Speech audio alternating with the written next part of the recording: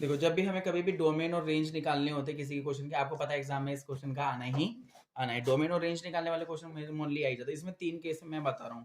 पहले देखो अगर कोई भी फंक्शन में ऐसी रियल फॉर्म में दे रखा होगा, सिर्फ न्यूमरेटर होगा। एक होता है जहां पे हमें न्यूमरेटर अपॉन डिनोमिनेटर, यानी कि कुल मिला के मैं ये कह सकता हूँ कि मुझे ये क्वेश्चन कैसे दे रखा होगा, फ्रैक्शन फॉर्म में दिया होगा।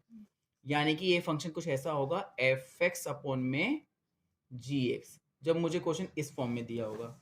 ठीक है। और तीसरा केस जो मेरा इस क्वेश्चन में हो सकता है कि जब मेरा क्वेश्चन मुझे दिया होगा अंडर रूट में, किसमें दिया होगा, स्क्वायर रूट में दिया होगा। फॉर एग्जांपल स्क्वायर रूट में वो लिख देता है यहाँ पे एक्स स्क्वायर माइनस 9 लिख दिया है। क्या लिख दिया उसने, एक्स स्क्वायर माइनस 9। तो एक एक करके तीनों केसेस पढ़ना स्टार्ट करते हैं। पहले एक बार मीनिंग समझ लेते हैं किसका, डोमेन का मतलब क्या होता है। देखो डोमेन का मतलब होता है, आपको पता है कभी भी जब दो फंक्शन में बनाता हूं तो वो कहां से कहां तक, ए से बी पे मैप करते हैं। ठीक है, ये हमारा सेट ए हो गया, ये हमारा सेट बी हो गया। तो यहां से ए से बी तक की इसकी मैपिंग हुई है। अब मुझे बताना है कि बताओ इस फंक्शन का डोमेन क्या है। अगर मैं पूछ रहा हूँ इस फंक्शन का डोमेन क्या है, इसका मतलब मैं ये पूछ रहा हूँ कि ये फंक्शन किस किस वैल्यू के लिए एग्जिस्ट करता है। मतलब मैं x की ऐसी क्या क्या वैल्यू यहाँ पे रख सकता हूं जिससे ये फंक्शन एग्जिस्ट करता हो। अब जब मैंने बोला कि ये एग्जिस्ट करता हो, आप अच्छे को सबको पता है यहाँ पे दो सेट जो मैं बनाता हूँ a और एक बनता हूँ यहाँ पे b बनता है। यहाँ पे a सेट है, b सेट है। सपोज यहाँ पे एक एलिमेंट x है, तो x की जो मैपिंग यहाँ पे गई उसको क्या कहते हैं, f ऑफ x कहते हैं। क्या कहते हैं उसको, f ऑफ x कहते हैं। फॉर एग्जाम्पल सपोज अगर मैंने इस पे फंक्शन डिफाइन कर दिया एक्स स्क्वायर और यहाँ पे मैंने एलिमेंट लिया 3, तो बताओ भैया इसकी मैपिंग क्या होगी, नो होगी। कैसे, F X is equal to X square. तो अब x की जगह मैंने क्या लिखा है, 3, तो यहाँ पे 3 का स्क्वायर यानी कि 9 मेरे पास ये आएगा। तो आपको समझ में आया ना, एफ एक्स इस तरह से क्या है, एफ एक्स जितने भी यहाँ पे मैंने देखो एफ एक्स मैंने यहाँ लिखा है, यहाँ लिखा है, यहाँ लिखा है, ये एफ एक्स एग्जैक्टली क्या है, ये एफ एक्स आपका कोडोमेन का एलिमेंट है। किसका एलिमेंट है, ये कोडोमेन का एलिमेंट है। और इसके अंदर जो मैं ये एक्स की बात कर रहा हूँ, इस एक्स की बात कर रहा हूँ, इस एक्स की बात कर रहा हूँ, ये एक्स की बात हो, ये एक्स एग्जैक्टली क्या है, ये एक्स है कि सेट ए के एलिमेंट है। तो कुल मिला के ये जो फंक्शन डिफाइंड है ये किसके एलिमेंट पे डिफाइंड है, सेट ए के एलिमेंट पर डिफाइंड है। किस पे डिफाइंड है, सेट ए के एलिमेंट पे ये डिफाइंड है। तो जब मैं कहता हूं कि डोमेन निकालो, तो यानी कि मुझे सेट ए के वो सारे एलिमेंट बताने हैं, यानी कि कुल मिला के मुझे एक्स की वो सारी वैल्यू बतानी है जिससे फंक्शन एग्जिस्ट कर रहा है। यानी कि जो एग्जिस्ट वर्ड को हटा देते हैं, यानी कि जो फंक्शन को डिफाइन करे, क्या करें, डिफाइन करें। ठीक है। अब जैसे इसमें सबसे पहला केस मैं यहाँ पे केस सेकंड वाला ले रहा हूं। ठीक है। अब जैसे देखो जब भी कभी भी आपके पास डिनोमिनेटर आएगा ना और वो बोलेगा इसमें आपको क्या निकालो, इसका डोमेन निकालो, इसका क्या निकालो, इसका तो आपको कुछ नहीं करना। जब भी आपके पास डिनोमिनेटर वाला केस है, डोमेन की निकालिए, आप सिर्फ और सिर्फ इसके डिनोमिनेटर पे फोकस करेंगे। आप खुद सोचना, अगर कभी कोई भी मैं फंक्शन लिख दो F of upon G X, ये फंक्शन कब डिफाइंड है, जब ये इन्फिनिटी पे ना चले जाए। अब आप सोचो कि इन्फिनिटी पे कब जाता होगा, जब नीचे वाला यानी कि इसका डिनोमिनेटर अगर क्या हो जाए, तो फिर ये फंक्शन नॉट डिफाइंड हो जाएगा। क्योंकि कोई भी नंबर अगर 0 से डिवाइड हो, जैसे 5 upon 0 not defined, 6 upon 0 not defined. तो यानी कि कुल मिला के नीचे 0 होना चाहिए या नहीं होना चाहिए, नहीं होना चाहिए। क्योंकि अगर नीचे 0 हुआ तो इसका मतलब ये फंक्शन डिफाइंड तो कुल मिला के ये फंक्शन हर जगह डिफाइंड कर सकता है, बस ये फंक्शन उस जगह डिफाइंड नहीं करेगा जहां पे ये 0 बन जाएगा। तो अब सबको पता है इसका जो फंक्शन है क्या है, रियल डोमेन जो है रियल नंबर है, लेकिन उन वैल्यूज को छोड़ करके जो डिनोमिनेटर को क्या बना दें, जीरो। तो मैं क्या करूंगा, मैं डिनोमिनेटर में वो वैल्यू का पता लगाऊंगा जिससे ये 0 बन जाता है। यानी कि मैं इसका 0 निकाल लूं, फिर उसको रियल नंबर में से क्या कर, क्योंकि मैंने कहा सारे रियल नंबर एक्सेप्ट वो नंबर जो इसको 0 बना दे। तो डोमेन क्या होगा, 5x plus 4 equal to 0, X की वैल्यू -4/5। यानी कि अगर मैं यहाँ पे क्या पुट कर दूं, -4/5। तो ये क्या बन जाएगा? 0 बन जाएगा। तो आपके पास हाँ, डोमेन आ चुका है। तो बोलो आप डोमेन। अभी तो मैंने बोला वो सारी रियल वैल्यूज हो सकती है, लेकिन उस वैल्यू को छोड़ करके जहां पे ये 0 नॉट डिफाइंड हो जाए। तो किस वैल्यू पर नॉट डिफाइंड हो जाएगा ये? तो -4/5। -4 को नहीं ले सकता हूँ, बाकी सबको। इसको रीड कैसे करेंगे? All real numbers accept -4/5। Simple. अब इसके चलते हैं केस 3 पे। केस 3 पे देखो क्या हो सकता है। जब भी आपके पास स्क्वायर रूट वाला केस आएगा, कौन सा? Square root. अब आप खुद देखो, कोई भी स्क्वायर रूट के अंदर बचपन से आप पढ़ो कि इसके अंदर जो है ना पॉजिटिव होनी चाहिए, क्योंकि अगर इसके अंदर जो वैल्यू है वो नेगेटिव हो गई, फिर वो कॉम्प्लेक्स बन जाएगा। और हम रियल वैल्यूड फंक्शन पढ़ रहे हैं, तो हमें कुल मिला के अनरूट के अंदर जो वैल्यू है होनी चाहिए वो नेगेटिव नहीं होनी चाहिए। तो कुल मिला के जब भी आपके पास आएगा अनरूट के अंदर कुछ भी, तो यानी कि जो अनरूट के अंदर है वो कुछ और नहीं, क्या वो पॉजिटिव है या नेगेटिव है? पॉजिटिव। पॉजिटिव है। तो यानी कि x² - 9 is greater or equal to 0। हमेशा यही करना है, अंडर के अंदर जो भी है उसको ग्रेटर आर इक्वल टू 0 कर दो। अब सॉल्व करो। x² greater or equal to 9 को धर ले जाओ, ये आ गया। अब x की वैल्यू डिफाइन करो, ग्रेटर आर इक्वल टू यानी कि +-3। तो यानी कि x की देखो आप क्या देख रहे हो, अब यहाँ पे लिखा है x की जितनी भी वैल्यू हो 3 और -3 के बीच में लाई करती है। तो मेरा डोमेन आ चुका है कितना? अब देखो क्लोज ब्रैकेट है ना, तो -3 से 3। अगर यहाँ पे ये वाला ब्रैकेट है तो फिर मैं ओपन ब्रैकेट लगाता। तो मतलब इसकी जो वैल्यूज हैं वो कहां से कहां तक होगी? -3 से 3। हाँ, बस इसकी जितनी भी वैल्यूज हैं वो -3 से 3 के बीच में ही एग्जिस्ट करेंगी। ये इसका डोमेन है। अब जैसे इसमें तो कोई केस ही नहीं भैया दे दिया है, अब x की वैल्यू क्या क्वेश्चन, अब इसमें ना क्वेश्चन में कहीं ना कुछ कंडीशन देगा। खैर इस क्वेश्चन में तो खैर कोई कंडीशन नहीं दी, तो मैं यहाँ पे x की क्या वैल्यू रखूं? जितना मर्जी रख लो भैया, कोई भी है, क्योंकि यहाँ पे कहीं पे डिफाइन तो है नहीं कि क्वेश्चन कहाँ से कहाँ तक डिफाइंड है। यहाँ पे इस तरह के क्वेश्चन में केसेस देगा कि नेचुरल नंबर से नेचुरल पे डिफाइंड है, रियल नंबर पे रियल पे डिफाइंड है। अगर नेचुरल पे डिफाइंड करता है तो उसका डोमेन क्या होगा? Natural number. क्योंकि मैं सारी मतलब कुछ भी रखूं, आंसर कौन सा होता है? ये वाली वैल्यू तो रखते हैं। और इस पे जो वैल्यू आती है, इधर देखो, इस पे जो वैल्यू आती है इसको कहते हैं ना fx। तो fx कहां मिलेगा मुझे? fx मुझे यहां मिलेगा, यहां, है ना। तो fx को ही तो कहेंगे कि किस वैल्यू पे डिफाइंड है। ठीक है, तो किस वैल्यू पे डिफाइंड है? इन वाली वैल्यूज पे। तो क्या है? किस वैल्यू पे डिफाइंड है? ये इन वैल्यू पे डिफाइंड है। तो क्या है? सेट किन वैल्यू पे डिफाइंड है? Real number. समझे? तो मतलब इस तरह के केस में जिस पे भी फंक्शन डिफाइंड है, चाहे वो fx नेचुरल पे डिफाइंड है या रियल नंबर पे डिफाइंड है, तो क्वेश्चन उसी पे हमारा क्या हो जाएगा? वही उसका डोमेन हो जाएगा। पोज करते हैं। क्वेश्चंस में यहाँ पे इसकी रेंज निकालनी है। क्या निकालनी है?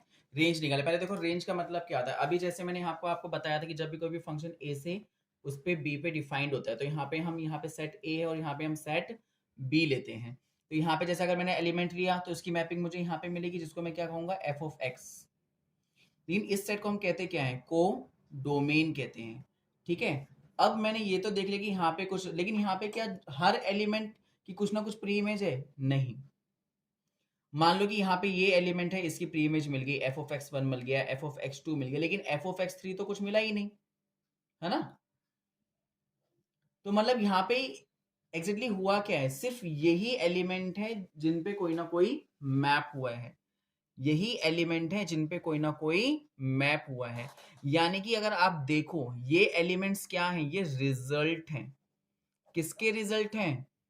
इस एलिमेंट के जो x में थे। तो यानी कि रिजल्टेंट एलिमेंट। कौन से एलिमेंट?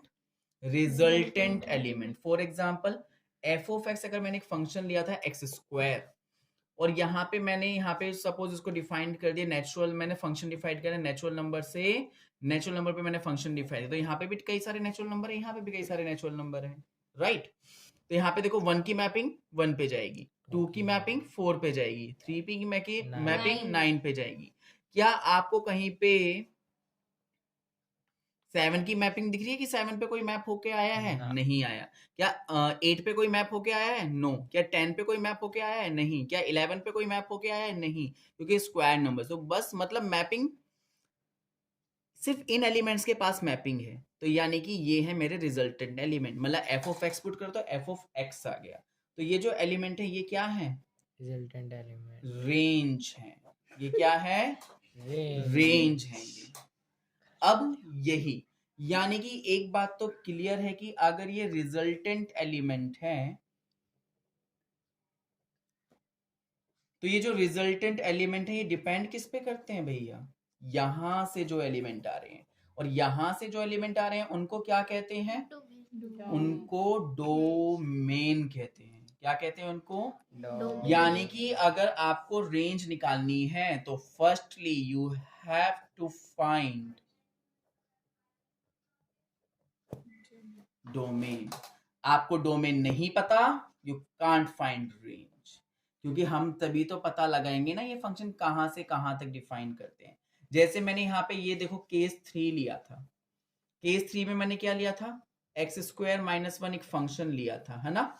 अब यहाँ पे आपको यही करना है, जो भी ये फंक्शन है इसको यहाँ पे जो भी ये फंक्शन है इसको आप y के इक्वल मान लो। किसके इक्वल मान लो?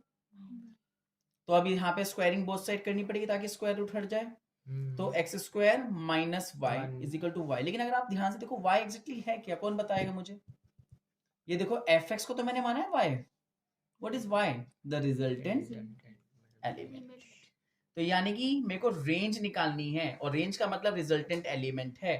तो ये रेंज का मतलब मुझे एग्जैक्टली निकालना क्या है? रिजल्टेंट एलिमेंट निकालना है। अगर मेरे को रिजल्टेंट एलिमेंट निकालना तो मतलब मुझे कुल मिला के अगर रेंज निकालनी है तो मुझे कुल मिला के क्या निकालना पड़ेगा? y की पॉसिबल वैल्यूज निकालनी है। क्या निकालनी है? और ये जो y की पॉसिबल वैल्यूज यानी fx की जो पॉसिबल वैल्यूज हैं वो किस बात पे डिपेंड करती हैं? x पे। यानी कि अगर मेरे को रेंज निकालनी तो मुझे x का आता पता होना चाहिए, जो मुझे पता है बहुत अच्छे से।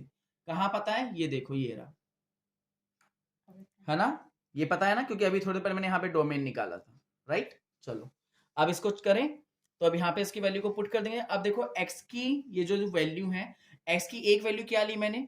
माइनस थी। इसकी जो सबसे मिनिमम वैल्यू थी कौन सी? इसकी सबसे मिनिमम वैल्यू। इसकी सबसे मिनिमम वैल्यू क्या आ रही है बेटा? 9 आ रही थी।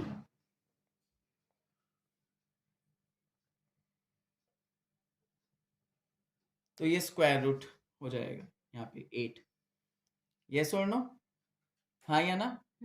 चलो अब उसके बाद, लेकिन अभी आप देखो जब आप इसको यहाँ से सोल्व करो ना, कोई मुझे बता सकता है यहाँ पे क्या कर रही है? अब ये आप अगर आप ऐसे सोचो आप हमेशा फंसोगे। इसलिए ये मैंने इसको ऐसे करा, क्योंकि आप ऐसे क्यों फंसोगे यहाँ पे ध्यान से देखना एग्जैक्टली ऐसा होगा क्यों।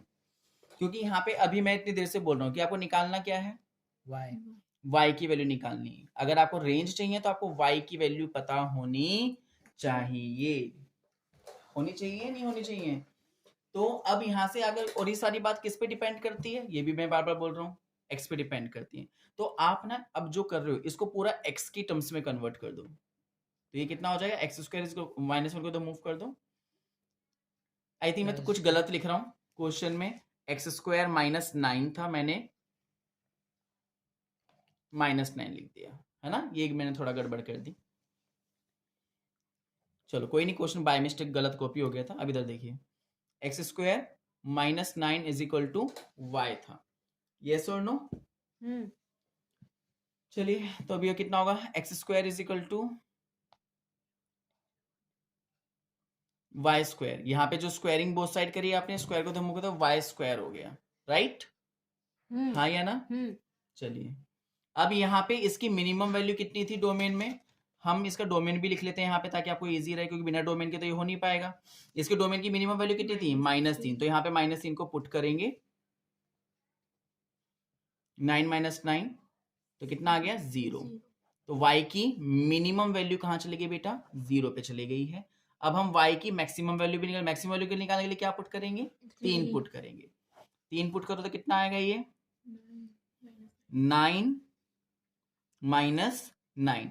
तो इसका मतलब आप यहाँ पे देखो, इस पे यहाँ पे कुल मिला के जितने भी एलिमेंट हैं y की वैल्यू एक्चुअली आके आपके पास आ क्या रही है?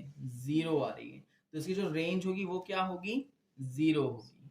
बंद कर दो। आपके y की वैल्यू 0 आ चुकी है, तो मतलब एक पॉइंट तो हमें बच गई, जो इसकी मैक्सिमम वैल्यू है मिनिमम वैल्यू पे जब हमने इसको रखे देखेगा तो मतलब यहाँ पे अगर देखो ये कुछ इस तरह आपसे बन गया। अगर मैं इसको -3 पे रखूँ तो भी ये 0 पे मैप हो रहा है, 3 पे भी रखूँ तो भी ये 0 पे मैप हो रहा है। लेकिन क्या ये -3 से जो मेरा डोमेन आएगा, इनके बीच में कोई और वैल्यू नहीं है, इनके बीच में भी और भी बहुत सारी वैल्यू, इनफाइनाइट वैल्यूज इनके बीच। तो इसके एक वैल्यू मैं और रख के देखता हूँ, मतलब नॉर्मल वैल्यू। वैसे तो बहुत सारे, उससे थोड़ा आइडिया लग जाएगी। इसके बीच में सबसे बेस्ट वैल्यू कौन सी रहेगी? 0, है ना। सपोज अगर मैं x की वैल्यू यहाँ पे 0 रखता हूँ, क्या रखता हूँ? 0 रखता हूँ, तो 0 रखने पे ये क्या हो जाएगा? देखो 0 पे ये रखने पे क्या होगा? 0 माइनस 9, यहाँ पे तो फंक्शन एग्जिस्ट नहीं करेगा। तो मतलब यहाँ पे जो इसकी वैल्यू है, मैं 0 को तो नहीं ले सकता हूँ, मतलब 0 पे नहीं हो सकता है। सपोज अगर मैं 1 लिया, 1 पे भी नहीं हो सकता क्योंकि नेगेटिव आ जाएगा। 2 पे नो, 3 पे नो, 4 पे, या 4 तो वैसे भी ले सकता हूँ क्योंकि जो डोमेन है -3 से 3 के बीच में ही है। 3 पे यस, तो 3 पे ये इसका रिजल्टेंट क्या आता है? 3 पे इसका रिजल्टेंट 0 आ रहा है। तो यानी कि y की वैल्यू एक तो 0 कंफर्म है। अभी मैंने कहाँ तक डिस्कस कर लिया? 0 को डिस्कस कर लिया, 1 को डिस्कस कर लिया, 2 को, 3 को। तो कुल मिला के देखो, ये ना तो 1 पे हो रहा है, ना 0 पे हो रहा है, ना 3 पे हो रहा है। कुल मिला के ये सिर्फ एक ही जगह ऐसा है जहां पे एग्जिस्ट कर रहा है, और वो क्या है? क्या है? -3 से 3 के बीच में कोई सी भी एक वैल्यू उठा के। तो आप देखो, इससे जो छोटी वाली वैल्यू भी लो, तो आप बोले भैया -2 या 1 के बीच में क्यों ले रहे हो? अब चलो 0 से 3 के बीच में कोई सी एक वैल्यू उठा लो, other than natural number, other than natural number, other than natural number, कोई नेचुरल नंबर के अलावा कोई सी भी 2.5 ले लो सपोज। तो आप 2.5 का स्क्वायर करोगे, क्या वो 4 से कम आएगा या 4 से ज्यादा आएगा? 4 से ज्यादा। 4, सॉरी ये 9 है, सॉरी 9 से ज्यादा आएगा, 9 से कम आएगा? 9 से कम। नेगेटिव ही आ जाएगा। हर बार मेरे को नेगेटिव मिल रहा है, तो बस सिर्फ एक ही वैल्यू ऐसी है जो मुझे पॉजिटिव वैल्यू दे रही है, क्योंकि जो हमारा रिजल्टेंट है वो क्या है? हमारा रिजल्टेंट पॉजिटिव है ना। सबको पता है कि y² is a positive number, y² is a. तो कुल मिला के मुझे सिर्फ एक ही नंबर ऐसा मिल पाया है, और वो कौन है? 0। So the range is 0। ठीक है।